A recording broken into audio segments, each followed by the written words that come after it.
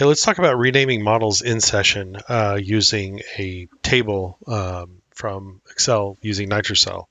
So I'm just going to pull up the command for that. So we have a rename in session, and there is a table model rename in session, which is what we're going to be using here. And its expectation is a table name. And as you can see here, the columns that it's expecting is item name and new name.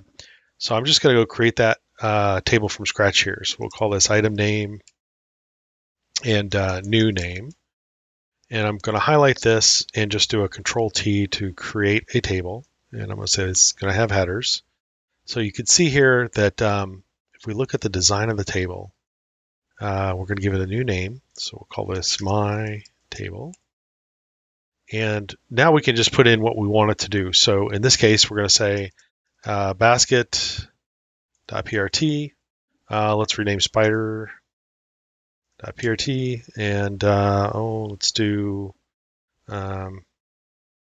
gasket.prt. So you can see that the table is kind of automatically extended down. Now let's give it our new name. So if I want to put in here, we'll just say new basket, new spider, and new gasket.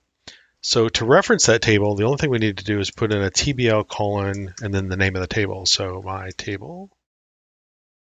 And when we run this, we should notice, yeah, all of the items have been renamed in session to those new values.